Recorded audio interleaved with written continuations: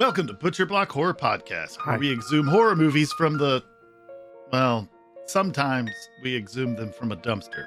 I mean, the past is a dumpster, ultimately. This is definitely one of those occasions. Yep. I'm Kane. I'm a turbo trickster with a penny in my butt. I'm a street-walking cheetah with a heart full of napalm.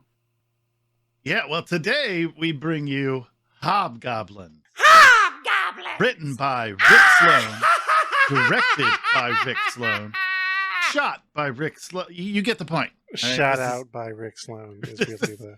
This is Rick Sloane everything. Right? Slick Rick Sloane, baby. For better or, well, probably for the worst. It's all for the worst. If you enjoy the taste of these feasts of fright, then follow us on your favorite podcasting app. Yeah. Give us a review. Tell us how you really feel. If you do the YouTube, check us out on the Brainworms Presents channel. And make sure to like, subscribe, and click the bell. And get Joe his dopamine and get me my gumball. Yeah. We also have a hastily cobbled together website, wegiveYouBrainworms.com. That's where you can find the link to our Patreon and throw a little bit of cheddar on the shambles. Oh, yeah, we'd like our shambles cheddared. What? I know, I personally, any type of cheddar is phenomenal. It's really the only thing that stands between me and being vegan is cheese. I do like a good cheddar. Gift me with cheese. I was talking about money. Which JD will use to buy delicious cheese. You accept your form of currency, I'll accept mine. I'm just all about the cheese. Right. So you want them to throw cheddar onto the meat seller's table, because that's what a shambles is. No, I want them to bring me cheese. Well, I told them to throw a little cheddar on the shambles. JD wants you to throw cheddar into his hungry mouth. I might. Yeah. All right. Well, you could also join the Funky Fresh Discord channel from our website. I don't know why you would want to do that, but it's there. It's available. It's fun. You can have a good time in there. But yeah, so Hobgoblins. JD, just do it. Tell us about Hobgoblins. Do the damn thing. You want me to do the damn thing? Just do the damn thing. You got it, baby girl. Hobgoblins was released July 14th of 1988 in America, and it went straight to VHS. I'm surprised it got that far. Straight to VHS. It was shot out of a cannon into VHS. What kind of distribution could this movie have had? I mean, not great if we found it for free on YouTube.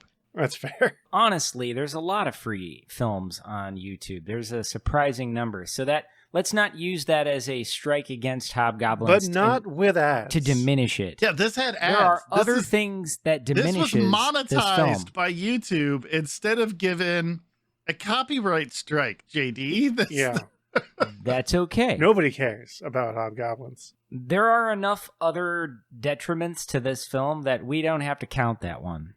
Okay. All right. So this film, believe it or not, if you watch it, has a whopping budget of $15,000. I'm gonna be honest here. I do feel like Hobgoblins did more with its money than Puppet Master 2 did. Yeah, that's true. I don't want to talk about why that is, Joe, because you just always want to bring it up, and I feel like that's risky. And then we're gonna wake up tied up in the desert and handed shovels. Yeah. Wait, where's the whiskey? What whiskey? Whiskey Tango Foxtrot. It's a good Wilco album. So there was actually, just to rope this back into our subject at hand, there was actually a Hobgoblin 2, and that supposedly it reunited the original cast, and that came about June 23rd of 2009, so that's quite a spell later. And the film, the original film Hobgoblins, to my delight, even made episode 907 of Mystery Science Theater 3000. And it was also an episode of Elvira, Mistress of the Dark. That episode aired in 2014. Well, it's part of the 13 Nights of Elvira. Yes. The 13 Ghosts of Scooby-Doo. Oh my God. I want to see that cartoon, Joe. It was good as fuck. It was probably the best Scooby-Doo cartoon. No, I want to see the Scooby-Doo gang versus the 13 Ghosts. Oh, from the like late 90s, early 2000s horror movie 13 Ghosts? Yeah. Yeah, I could see that going pretty well. That would be brutal. It's fucked up. All right, go ahead, JD. I'm sorry. That just happened to me. It popped into my brain and I had to get it out there. Cool. Yeah, Elvira, she actually very recently came out she was in a 19-year relationship with a woman and Hell yeah. decided to let her fans know about it, which I think is really cool because I've been an Elvira fan for most of my life. I mean, honestly, she's an amazing horror film host and quite a lovely human being. So Well, I mean, horror has always been queer. Just a lot of horror fans don't want to admit it. Right, for sure. Which would be an interesting conversation for another episode. yeah, no But doubt, not this no one. doubt. No. This one, we're talking about Hobgoblins. And, Yeah, and Hobgoblins specifically, doesn't deserve Rick Sloane. No. the serious doesn't. academic discussion that would come out of that.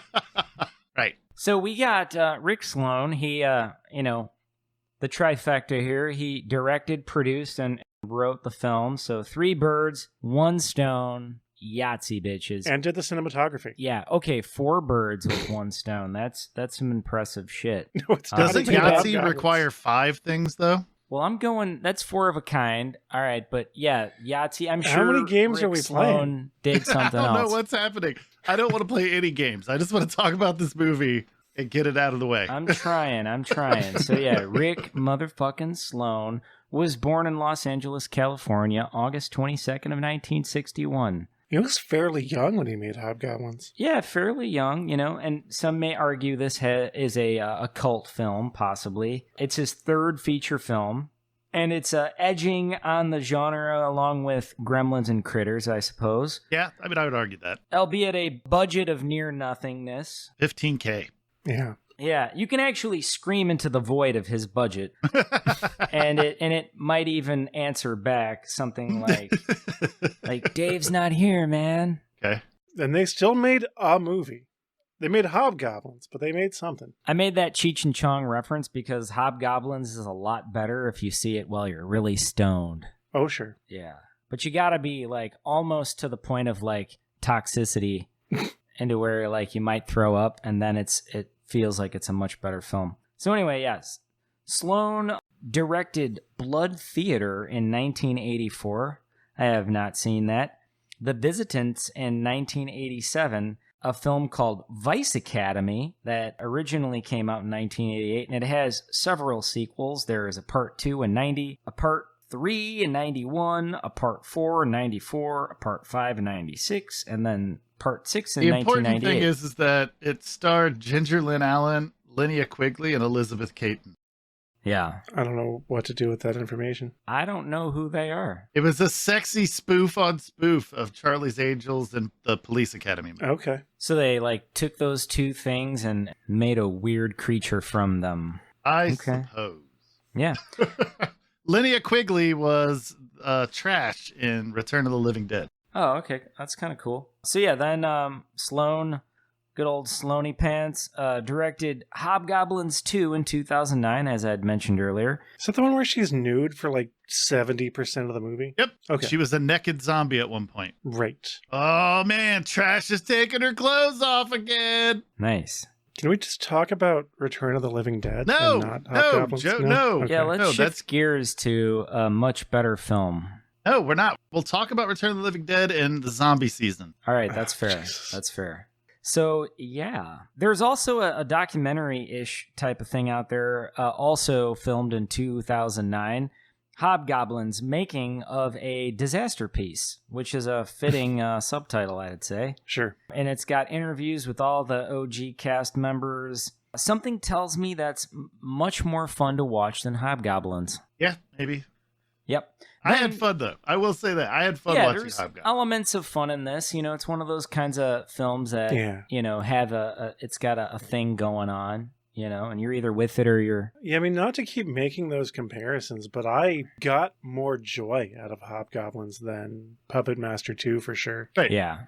Well, the presence of the Hobgoblins was stronger than the presence of puppets. Right. Yeah, so I'm with you on that. I like my puppets, my gooey puppets, to be very present in film. Sure. Yeah. So then Sloane directed Marked for Murder in 1998 and Good Girls Don't in 1993. Girls don't what? It doesn't say what they don't, but It doesn't matter.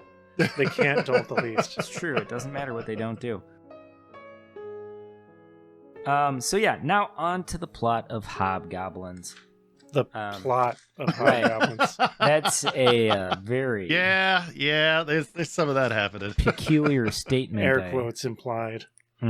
Very much so. We're pretty sure they thought there was a plot. Mm-hmm. So our masterpiece here tops off with lowly Doesn't top off. It starts security with. guard Dennis. Come on, man. I'm trying to throw little sexual innuendos in here. So just Top off is what you do to a drink. a top off. What top off? Like you take your top off? That's also a blowjob. JD, just keep talking. I'll edit out all of Kane's bullshit. Olive Kane. Yeah, let's get him out of there. So yeah, poor security guard Dennis, who begins to poke around. Dennis. Wait, hold on. Yeah, Dennis. Go yeah, ahead. Dennis was played by Kevin Kildo. What an awful name to grow up with. Go ahead. Yeah, because Kildo doesn't rhyme with anything that's, No. Anyway. He's poking around an old film vault inside a equally old movie studio. And it's here where Dennis explores his rock and roll fantasies and then abruptly meets his end. It's all part of my rock and roll fantasy. Right? Only to have his corpse discovered by his employer or his boss or whoever, Mr. McCready. Played by Jeffrey Culver. Dennis's death doesn't go over well at the studio. And so anyway, then we meet a new young man named Kevin. Played by Tom Bartlett. And he takes the newly vacant position of security guard. Compliments to Dennis, of course. And Kevin wants zero part of a job. He's really just wants to impress his girlfriend, Amy. And Amy was an awful person, but the actress was Paige Sullivan. Everybody in this movie kind of sucked a little bit. Yeah, you're right. Yeah, they all take turns rubbing you the wrong way. Yeah. So anyway, Kevin completes his first day or night shift on the job, and then he finds his very horny friend Daphne and nerdy friend Kyle, along with his girlfriend Amy, and they're all kind of waiting for him, hanging out at his place or whatever, and then Daphne's soldier boyfriend Nick shows up. Real quick, Kyle and Daphne were played by Stephen Boggs and Kelly Palmer, and Nick was played by Billy Frank. Excellent. And Okay. I don't even know why I'm listing their names, because they weren't they good weren't actors. even really actors. Yeah. They were just stand there. over there and say these words. Whatever. Yeah. Okay, move. Next scene. Try to sound excited about what you're saying, but not necessarily like you mean those words in any literal sense. Right. Just inject it with some emotion, just anything. So anyway, yeah, her boyfriend Nick shows up, and yeah, I don't even know what to say about him. I can tell you, Nick is on leave after 2 months of boot camp. Okay. So he's like an army guy. Kyle is kind of like the nerdy, kind of awkward sexual guy. Yeah, he's into phone sex. He's into weird phone sex, which I did find, it's not listed anywhere easy, but I did find that Tammy Clatterbuck played Fantasia. Okay. Nice. That we've got Amy is like the kind of prudish, kind of boring person. Like she's been sheltered, or what would you call it? She's been suppressing her instincts. Does that seem like that's I accurate? guess. Sure. Look, I'm trying to paint a picture for people. I'm sorry if that it interrupted what you guys thought you were going to do tonight. All right. Because there's a gag that happens multiple times, I think, in the film where Kyle calls the sex line, and the sex line is 974 skag or something like that. Sure. Yeah, A really yeah. high concept. Yeah, high concept sex line. Yeah. It was like zookeeper role play. Right. Yeah. Yeah, like, and he wasn't even having sex with the phone sex operator. Yeah, no, it was just he was just being told a story. He was told a story that was being acted out, actually. It wasn't even being told a story. Descriptive It was like stuff. a radio drama of Fantasia having sex with a zookeeper. And an iguana was up somewhere. I don't Yeah. You know what? Like, tell me if I'm wrong. Weren't there in the 70s or the 80s like phone numbers that children could call, and it would like tell them a Christmas story? Like, wasn't that a thing? I think so. The one that I remember specifically was Woody Woodpecker. Mhm. So when I was a kid, I called the Woody Woodpecker line, right? Sure. and got to talk or listen to a recording of Woody Woodpecker telling me that I was awesome and all that stuff, right? He was right. And then my dad beat me half to death when they got the phone bill because of how expensive it was. It was like $4.99 for the initial call and then $9.99 a minute after that. Jesus. Yowzers. Yeah, it was rough. Yeah, they don't play. But yeah, so Joe, after that little tangent there, what were you getting at here? Yeah. Why couldn't they just have that? Obviously, because it was something to look at in a movie that was clearly written to fill time. But if you're just going to get told a sexy story anyway, just set up a recording. Yeah, no, I get it. For that phone sex hotline, for 1-800-SCAG or whatever. 974-SCAG. Sure. 1-900-MIX-A-LOT. Baby got back. We're talking about healthy butts? Yeah, we are. Okay. Yeah. So yeah, Nick shows up to the house, and then we get into this extremely redundant rake versus hoe battle where Kevin and Nick duke it out with garden tools, basically. Yep. And they're just clacking, Which is just another example of Kevin trying to impress Amy. Right. really, truly, yeah. But Kevin gets his ass whipped pretty much by Army Nick. The soundtrack to this conflict, I feel like it's important, was provided by the orchestra hit sound on On a Moog. on a toy. It wasn't even a Moog. It was like a toy to your Casio. The music was actually done by Alan Dermarderosian. Okay. Joe, Okay. you say it. Dermarderosian. Alan DeMarderosian, yeah. Yeah. If you were to write it on a sheet of paper, it's like about 12 inches. Whoa. It's a long last name. It is. It absolutely is. So yeah, Kevin gets whipped, possibly because, Nick has more combat training. And is more physically fit. He's more physically fit as well. He's got some shoulders on him. And so Amy takes a steaming hot dump on Kev for being taken out so effortlessly. I need to clarify, Amy doesn't actually take a shit on Kevin. Well, she's too prudish to actually shit on Kevin, but just in her... Just emotionally. Right. Okay. Right. I just wanted to clarify. She disapproves. No one Yeah, would this was think not a that... scat film. Right. I mean, it it's kinda not was, scat film. This was a dumpster It's a- film, not a poop film. Yeah. A very C-grade horror movie. There's no scat in this film. The movie defecates on its audience, not its cast. It does. You feel insulted after you're finished watching it all. It's true. It's true. Yeah. It doesn't, it's not a good feeling. I was bullied by hobgoblins. Meanwhile, Daphne and Nick, they're knocking boots in the back of Nick's A-Team style van. Also accompanied by sounds like quieter sounds, but still sounds from the Casio. Yep. So yeah, someone's shagging someone pretty hard back there. We're not sure who, but there's For about 10 seconds. shagging nonetheless. It's very brief, yeah. Yeah, the vans are rocking, so you don't come knocking. Now we're back to the job the next day or the next evening or whatever with Kevin, and Kevin is in pursuit of a burglar. A hamburglar. Dressed like a 1950s tough. He really was. Yeah, he had his leather on and Yeah. his hair kind of slicked back and spiky. But anyway, Kevin gets distracted though by the vault that he finds, and it's a vault filled with fuzzy, furry, demonic aliens, aka the Hobgoblins, and they all escape, and it's Kevin's fault. So he's too shocked to really do anything about it. Kevin's boss, the elderly Mr. McCready, explains to Kevin how the Hobgoblins arrived decades earlier. They crash-landed their spacecraft and somehow survived. And McCready kept them on lock until Kevin screwed the pooch. I do want to say that he originally just let them do their thing. Right. Because they made people's dreams come true. And then he realized that some of those dreams were dangerous and people were getting destroyed by it. Continue, JD. Continue. Yeah, that's all true. That's true stuff. So yeah, the Hobgoblins, they needed some restraint because their magic powers of making fantasies come true were just... They're too much. Yeah. They ended fatally often. I guess it really would depend on whose fantasies, because maybe less harmful fantasies. Some people might have like really edgy, dangerous ones, while others might, just want just a giant bag of marshmallows or something. A comfortable bed or a ham sandwich. Yeah, like, oh, this ham sandwich, Yeah.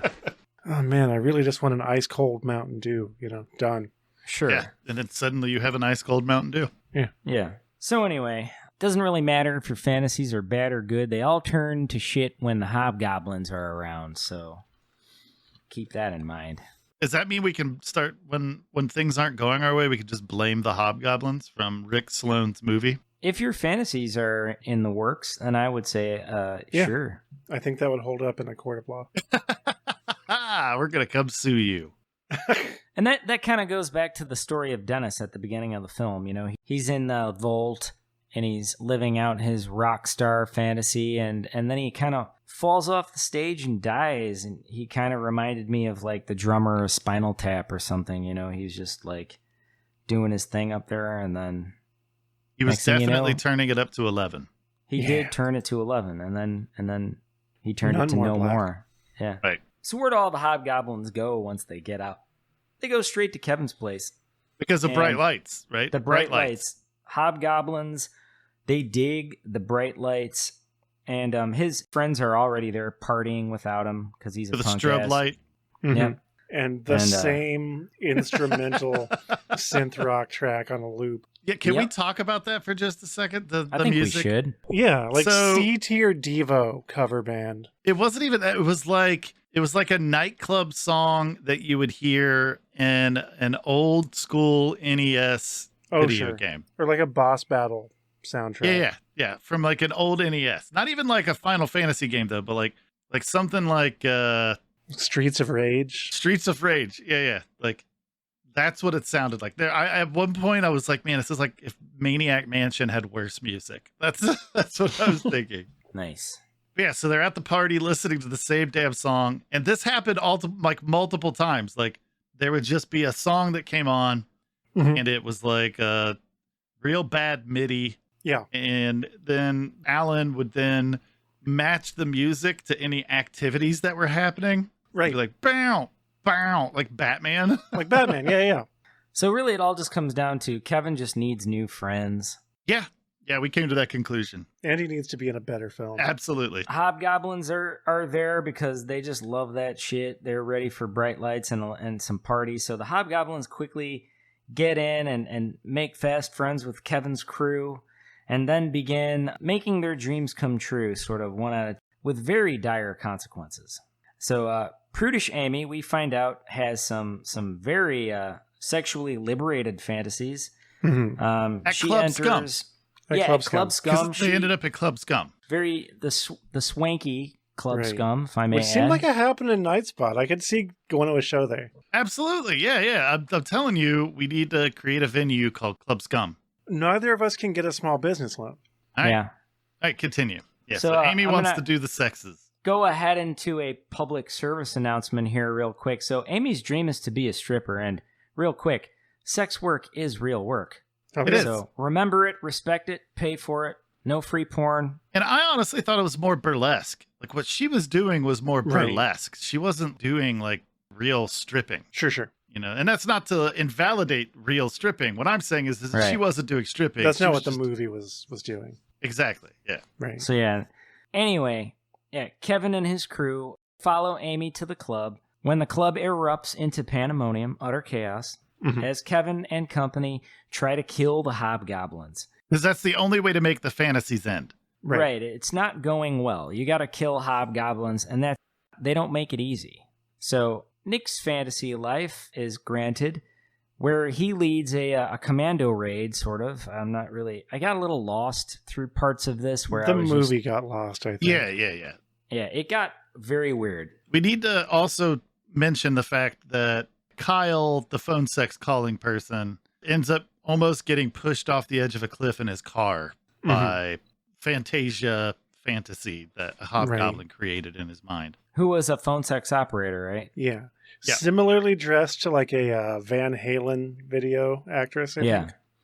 Definitely. Seems accurate. She was almost dressed like David Lee Roth. Yeah. Yeah, No, you're not that's, wrong. yeah.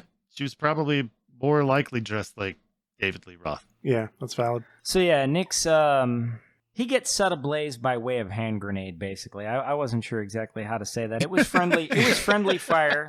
Yeah, I don't think this movie understood how hand grenades worked. No, they were just little bursts of flame. The colonel or the general or whoever that was. Sergeant. That was actually Sergeant Parker. And he was played by James Mayberry. Yeah. There were some people at this club that I wanted to clarify real quick. You had a waitress named Pixie, and that was played by Carrie French. And then I would honestly say this was probably Joe's favorite character and actor. Dwayne Whitaker played the bouncer Road Rash. Wait, what? And there's a band that's actually pretty good. Like they played a really cool song, like two cool songs. I listen to them on purpose. I thought they were the Fontanellas. What makes you think that I specifically liked that character and or actor? Dwayne Whitaker? Yeah. When we were watching the movie, you feigned being super excited about Oh, sure, because I picked a random name out of the credits and went, oh, he's in this. Yeah. Okay, you got stuck on that. I gotcha. Now I know what's going on. Not to worry, though, because we do see Nick again later, all bandaged up with crutches. Yeah, he's fine. Yeah. He made it, even though a giant fireball erupted right on him. Didn't he throw himself onto a hand grenade? He did throw himself onto a hand grenade. Yeah. And very easily survived it. Anyway, Kevin is able to kill off the hobgoblin in control of Amy's fantasy, sparing her life, fortunately. Otherwise, she may have contracted a serious STD from the scruffy bouncer Road Rash, as you had mentioned earlier. Yeah. That could be life-threatening stuff, you know? I mean, no glove, no love, folks, I guess. I don't know. So anyway... Why do you sound so defeated? Because we're talking about hobgoblins, Joe. Sure. Yeah. This is not a nice night. I had fun. So anyway, Amy returns to her normal character, but perhaps a bit more open sexually, a positive outcome for her. So now the crew, they all believe that the hobgoblins are dead, and they run and report their findings to Mr. McCready, good old McCready. However, Kevin is now confronted by the burglar. The Hamburglar. Yeah. No, it wasn't the Hamburglar, Joe. Don't mislead people. Rebel. Anyway, Kevin whoops the Hamburglar's ass in a decisive victory. God damn it. And it kind of gets Amy turned on. Her juices are flowing now. She sees her man and basement's getting a little flooded. Looking like a stud. Yeah. Her undercarriage moistens from victory. Don't watch Hobgoblins. You'll don't do it. Behave this way. Yeah. Don't blame Hobgoblins for you two. No, absolutely not. Kevin's victory is short-lived because the burglar wasn't real, so neither was his big win. It was the handiwork of hobgoblins. Yes, they're still the final present. One, right? Yeah, the final it's the hobgoblins. Final hobgoblin. Anyway, Mr. McCready busts a cap in that hobgoblin ass and saves the day. The remaining hobgoblins run back inside the vault where Mr. McCready had previously wired it with explosives. That Mr. McCready is he's cunning. He's definitely a crafty guy. He's very crafty, yep. And so all the hobgoblins, they meet their demise and are blown to bits in the explosion, for all we know. Now, one of the peculiar parts in the film was that this vault was supposed to be in the basement. When we see the explosion, it happens almost at the rooftop of the building. Yeah. Right? We see it from the outside, so I don't know how to explain that one. Yeah, they're all There's no dead. explanation. And then it kind of gets very strange. Everyone gets sex except for Kyle, basically. And, well, Mr. McCready, you know, I mean... But it's implied that Kyle is presumably off to go have some phone sex. Sure. Yeah, he'll go jerk off or something, and then... Yeah, that's about it, really. I don't know what else to say about the movie. Yeah. That seems to clear it up. The movie ends as horny as it began. It really did. It was a very horny movie. It was. But not like... There wasn't any nudity or anything like that. No. Yeah. It was edging. The movie was edging the whole time. There was like a little sex shaming both ways. Like if you were into sex, you were ashamed. If you were not into sex, you were shamed. It was a very virgin horror complex movie. Yeah. Yeah. You know, it was very confusing. It was very confused, I think. Hey, Joe, why don't you talk a little bit about the cinematography? Not for... We know Rick Sloane did it, all right? Do we know anything about Sloanester. like that? Because I haven't looked it up because I don't care to, and I didn't care about it until just now. Do we know anything about like, was this like a self-finance, like this guy just decided to make hobgoblins and then he did it? Yeah, that's what he did. Okay, because it feels that way. Everything aside from the acting and the puppets, I think, were done by the one guy. And I feel like he was doing all of the camera work as well, with no skill or expertise in doing it. Because, like, the shots weren't framed. No. That camera didn't know where to be. Sometimes, like, the person who the audience should be looking at was, like, just off kind of in the corner of the frame. Yeah. And it would just move from close shots to long shots to, like, just with no rhyme or reason. Yeah, composition is a crucial element to It the is. elements and principles of design, and I would say that if you're not using it, you're really just pointing a camera screwing wrong. the pooch again. Yeah, it's Right. just kind of faulty. Yeah, shot composition matters. And it really felt like there was like a script written, and presumably given the budget, these actors weren't paid terribly well. Those weren't actors. Those were just some people he knew. They're just his buddies, sure. Invite some friends over for pizza. A camera was pointed at, like, hey, memorize this, and just recite it like the fucking junior high school play. And a camera was pointed at it. And then he took the camera, wheeled it over to a different place, and said, all right, do that again. And then pointed the camera at them from a different angle, and then just fucking whimsically spliced it together. And then I'm pretty sure, like, each of their reactions, Sloane went up to them and was like, okay, pretend like you just got grounded. Express an emotion. Pick one. Just make a feeling face, and it'll look fine when I edit it together by myself. And that's how Hobgoblins was born. Yay! Maybe he had on so many hats that his head was just heavy and he couldn't look up. Or he tried to get like a real camera operator or a real editor, and they looked at what he had and were just like, the fuck? Wait, you only have $15,000 to make this? Yeah. And you want puppets in it? The fuck away from me. Right. So he just had to do it all himself because nobody would have been involved. You don't even have money for a large pizza today. Like, I'm not staying.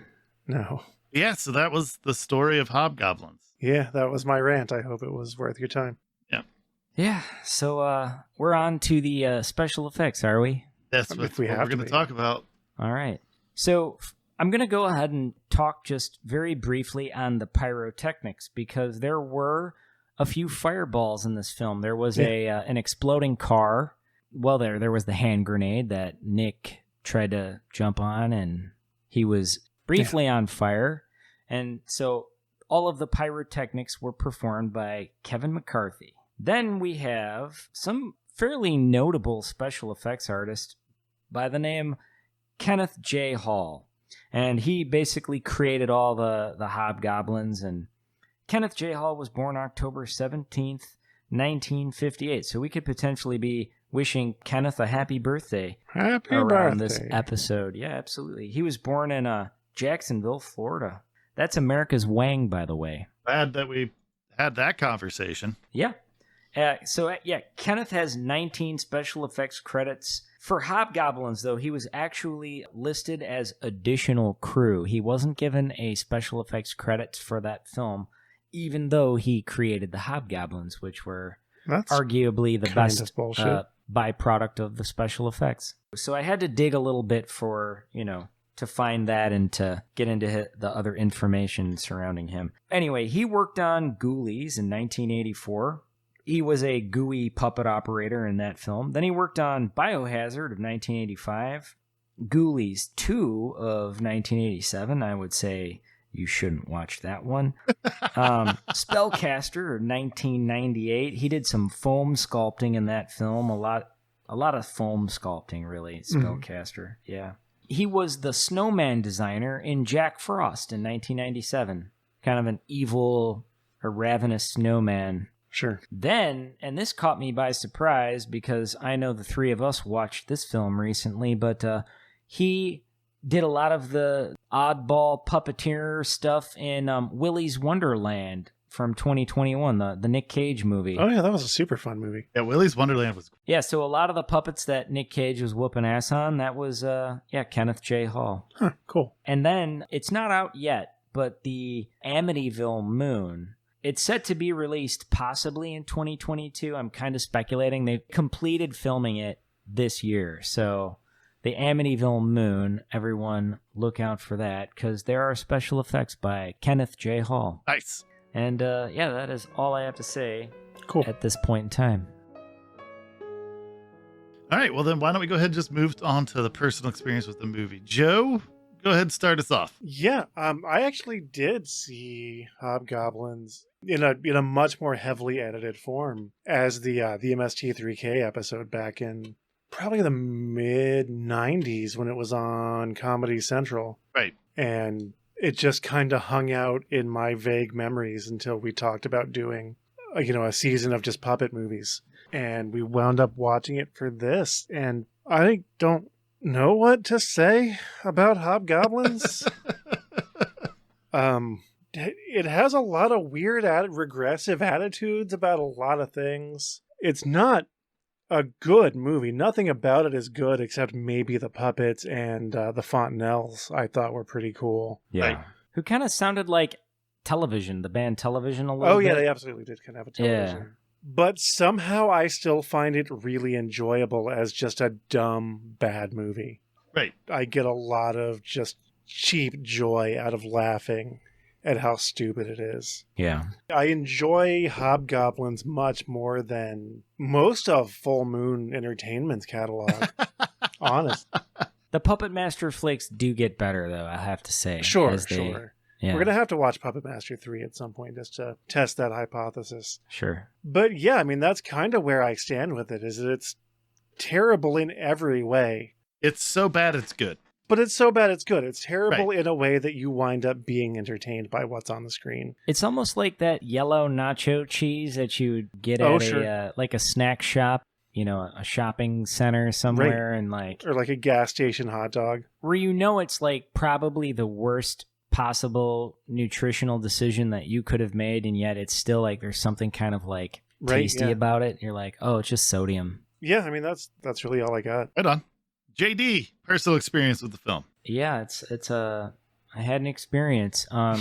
Personally, I did. I would say that, yeah, I'm kind of to add to what Joe was saying. This film, to me, it was filmed in the later 80s, but it had vibes of like it was made 10 years earlier almost. Sure. It almost kind of was like it wound back the clock on a good many things, especially in the special effects department. Right. And I mean, that sort of speaks to the budget, the lack of budget that they didn't have. They just really did very little with almost nothing. And it's reflected in the puppets and a few just exploding scenes. That 15 grand was pretty much there to make a few fireballs happen and maybe buy some lunch. And I don't know what else it went into, honestly, because after everyone's paid, and I don't think there was a single drop of blood in this movie. No. Or a gut. I mean, there was. 0 guts. Where there was blood? There was some blood. Yeah, at the end, Nick, when he comes back on crutches, has blood on his arms. That doesn't count. That's makeup. Joe, well, I know wait, Mr. McCready. Hold on, wait, Joe, do you think that in the movies that we've watched, that the blood is real? I don't think that, but I draw a line because I know what JD means when he says there wasn't much blood in this movie. I'm just being a dick. You're just being a pedantic shitbag. I don't actually need to explain. Yeah, you're good. What I was trying to say. Okay. He just said a drop of blood, and I had to be like, well, there was a drop. So basically, JD said something. You were a shitbag about that. And then I said, no, Kane, let me explain what JD was saying. And then you were a shitbag to me as well. Yeah, there's just shitbaggery for both of them. Sure. Sometimes okay. I wonder about how you have the number of friends that you seem to have. Yeah. He's a jovial guy, and he definitely has friends. That sounded vaguely threatening, and I'm here for it. It sounded a little creepy. Sorry. This movie just fucking zapped the life out of me. I don't know. God damn it. I've lost my will to speak into a microphone for much longer, so. Yeah, okay. Let's just go. Kane, tell us about your experiences with the movie. This is my first time watching it. I had fun. It's really stupid. It's really bad. But I still thought it was entertaining. I had a good time. There wasn't a point where I was bored. Right. And that's really all I can say about it. It didn't bore me, but it's not good. I don't think anyone should think that it's good. Yeah. It's free on YouTube. Yeah. Don't pay money. I don't know if you can. I'm not sure if you can pay money to see Hobgoblins. If marijuana's legal in your state, I recommend you smoke some. I mean, a lot. Yeah, don't break the law. Don't do anything unlawful, but We wouldn't want to I advocate encourage you crime. to smoke marijuana if it's legal where you are. That's all I'm saying. Well, that's it for us. If you watched Hobgoblins, let us know what you think. You can find us on WeGiveYouBrainworms.com, or you can head to YouTube and look for us there. Right. Under Brainworms Presents. Just make sure you like and subscribe. Yep. And then tune in next week as we discuss Dead Silence. It's actually a relatively new movie compared to what we normally cover, Sure. but it's definitely a great puppet movie and a great way to kind of finish off the series of puppet movies that we've watched. Would you say it's silent but deadly? I'm a turbo trickster with a penny in my butt. Oh yeah, we'd like our shambles cheddared.